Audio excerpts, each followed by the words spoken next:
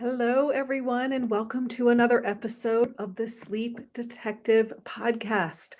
I am excited to talk to you today about cannabis. And this is stemming from the fact that I have noticed from my own experience with cannabis that it affects my sleep. And so it's making me question if this is actually something that's helpful or if it could actually hurt sleep. And I've also noticed I've had quite a few clients who use cannabis for sleep. And so I wanted to really get to the bottom of this. So I did some research. I asked some questions to get to the bottom of this topic. What I see is once and for all. But before I get into it, I want to celebrate my client, Sherry, who has been doing amazing. When we first started working together, she hadn't slept through the night in 3 weeks. She was waking up at 2 and then taking 2 hours to go back to sleep. And then more recently, she had been waking up at 3 and not able to fall back asleep at all. And she had tried sleep meds like trazodone, Ambien, Benadryl. None of those worked. She was following all the sleep hygiene, and she had even started HRT, hormone replacement therapy last year, and that didn't help with her sleep. So her sleep improved really quickly working together. She definitely changed her diet, especially what she was eating for breakfast. That made a really big difference. She took some supplements. We've been working on her anxiety about sleep, and she just wrote that she's sleeping better more consistently. She's falling to sleep much faster and getting back to sleep more frequently in the night. So she has come a long way, and she's finally getting to where she's not as worried about sleep all the time. So that is what is possible. All right, now let's get into this topic about cannabis. So, how I became interested in it recently is that I occasionally like to recreationally take eat a gummy. And I have noticed that when I do, oftentimes I have trouble sleeping either that night or even a few nights afterwards. And so I recently had my neurotransmitters tested again, found out that I am really low in serotonin and GABA. So I reached out to the owner of the M2 Institute, which is where I do the lab called the Neurofocus panel that looks at neurotransmitters for myself and my clients. And Pam, the owner, had told me that cannabis especially affects GABA. And so I got more and more curious, and it made a lot of sense about why this was affecting my sleep. So that's what I want to dive into. Now, let's talk about first, I want to talk about the research, like what the research is saying. Does cannabis actually help with sleep? Now, according to the Sleep Foundation, people who use cannabis daily are actually more likely to report sleep problems than occasional users or people who do not use cannabis at all. And so this is really interesting, right? Because I think that a lot of things out there sound like cannabis really helps with sleep, and especially the companies are pushing this to help with sleep. Now, what happens is that when cannabinoids, so that's the active ingredient in cannabis, when they attach to the receptors in our brain, they send messages that increase levels of adenosine. So, adenosine is actually what builds up in the body throughout the day, the longer we're awake, and that makes us feel sleepy at night. And cannabinoids can also suppress the brain's arousal system. So, this is how it can help with sleep. So then there is, of course, a difference between THC and CBD. So THC is what gets us high, and that can act as a sedative, but it can also be stimulating for some people. This is why some people get really paranoid on weed and other people don't because it affects everyone differently. Now, what's interesting is that according to Dr. Matthew Walker, the author of Why We Sleep, he's a prominent sleep researcher at the University of Berkeley. He had an interview with Dan Huberman on the Huberman Lab podcast, which is very interesting about brain science. He says that higher doses of CBD tend to promote alertness, um, and sorry, let me say that again. So it can produce alertness at low doses and sleepiness at higher doses. And so CBD particularly may help sleep by lowering body temperature, which we know helps promote sleep, by reducing anxiety, and it can affect the brain sensitivity to adenosine. So in the short term, it can help us fall asleep faster, but Matthew Walker points out that if you actually look at the brain waves as people are falling asleep with and without marijuana, they're different. So it's actually more likely speeding up non-consciousness, but not necessarily true sleep. But it can make us think that we're falling asleep faster, right? Because we are getting into this non-conscious state, but it's not the same as a sleep state. So in the long term, it's found that cannabis leads to less sleep overall, less time spent in deep sleep, and can take longer to fall asleep and cause more frequent awakenings, which is not what we want, right? All of my clients, and I'm sure you, if you're listening, you want more sleep. You want more deep sleep. You want to fall asleep quickly. You don't want to wake up all the time in the night, right? So, long term use of this is not going to help. Now, there are also side effects to using cannabis. So it can lead to drowsiness the next day. It can impair our memory. And when you try and stop taking it, withdrawal can lead to strange dreams, difficulty falling asleep, and less time in deep sleep. And the problem with this too is that you need more and more to get the same effect. So it's a drug, right? And so like other drugs, you start to need more and more. It's interesting too is that long-term use can reduce gray matter in the brain. So the gray matter is where processing of sensory information, learning, speech, and a lot more take place. And this is according to a study that I have linked in the show notes here.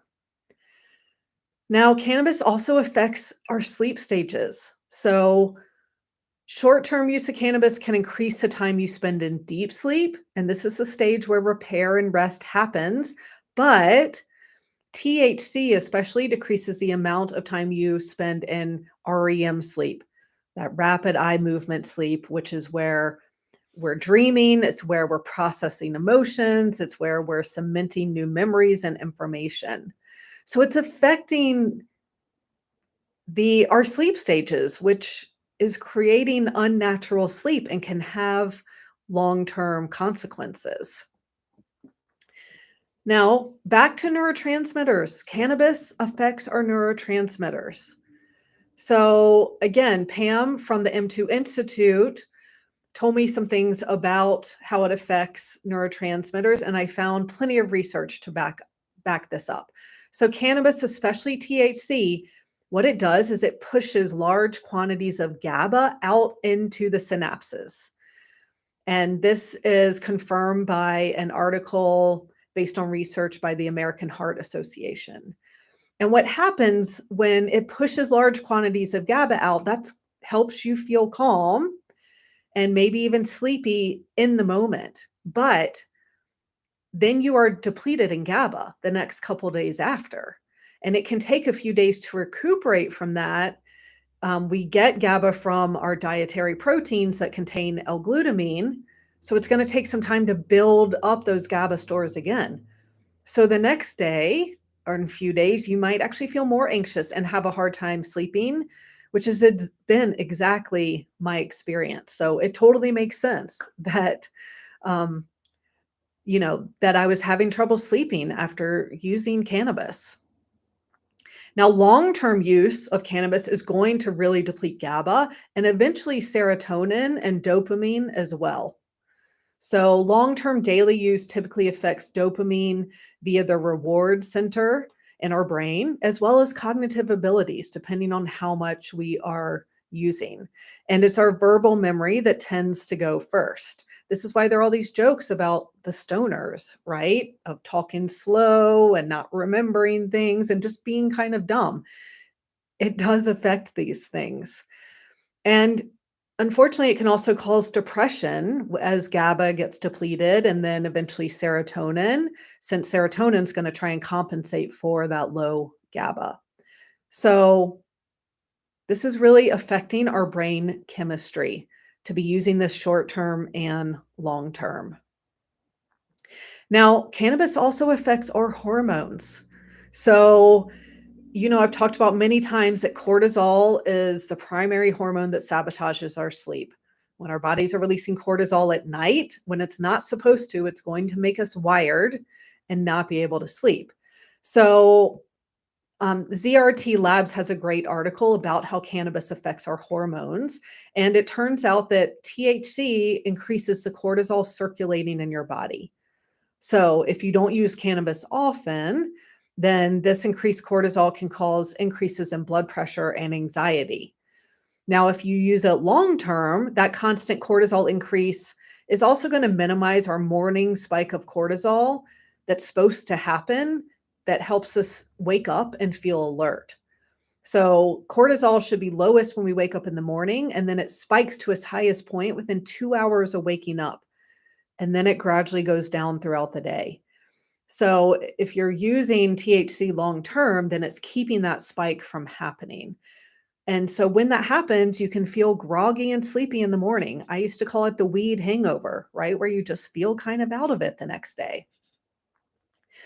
Now, the increase in cortisol after using marijuana can also affect a woman's libido and menstrual cycle. So it's definitely affecting our hormones. THC also affects the thyroid. It actually lowers TSH or thyroid stimulating hormone. And so the more that happens, then when your body doesn't have enough TSH, it can't make the active forms of thyroid hormones, T4 and T3, that our body uses to maintain our metabolism, our heart and digestive functions, our brain development and bone health. We need these thyroid hormones for so many different reasons.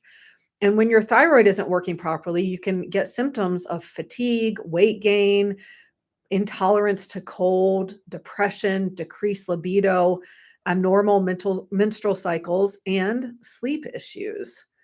So for someone too, technically I have Hashimoto's because I have antibodies against my thyroid. And thyroid issues are really common, especially in women. THC is not helping with that. It's actually going to hurt all of that. Now, I also listen to a podcast, the Huberman Lab podcast, and about cannabis, and he talks about how it reduces testosterone and it can increase the conversion of testosterone to estrogen, which can lead to what's called estrogen dominance, especially in men when estrogen is higher than testosterone. And it can make us 4 times likely to get depression. So it's definitely affecting our hormones, it's affecting our neurotransmitters, and it's not good for us in the long term. I think also that it's going to affect each of us differently, right? So some people feel great on THC, other people don't, same with CBD. So it is different for everyone. But I have concluded from all of this that THC, especially, is not good for us long term in any way, but especially for sleep. CBD is showing to have some benefits and doesn't have the negative effects that THC necessarily does. And I will tell you, my clients who use THC especially to help them sleep, I found that they don't see as much improvement as those who don't use it. So, my new goal is to help my clients stop using THC specifically as quickly as possible because it is likely actually hurting their sleep. But the bottom line is whether we're talking about THC or CBD, they are band-aids. They aren't solving what's out of balance in your body that's actually keeping you from sleeping normally. So, we need to be looking for what are your hormones look like? What does your gut health look like? How is your liver functioning? Do you have toxins that are causing all this inflammation? What are your nutrient status like? Like all of those are what's actually affecting your sleep. And so even if CBD isn't necessarily harmful and it can help in the short term, it's still not fixing those imbalances. So it's helping you sleep. You're going to be dependent on that forever until you actually get to the root of what is out of whack in your body that's causing your sleep issues. So that's how you actually sleep better naturally without having to take something every night and permanently is to find out what's out of whack in your body and fix those things. And yes, you want to make sure that your mind isn't also sabotaging your sleep too. So that is exactly what we help you with in the Complete Sleep Solution program. We help you restore your health so so that you can fall asleep quickly, stay asleep all night, get the rest you need to actually feel refreshed, have energy, be in a good mood, and really get to enjoy your life. So you can book a consultation with me in the show notes if you are ready to get started. You are meant to sleep well. A healthy body sleeps well.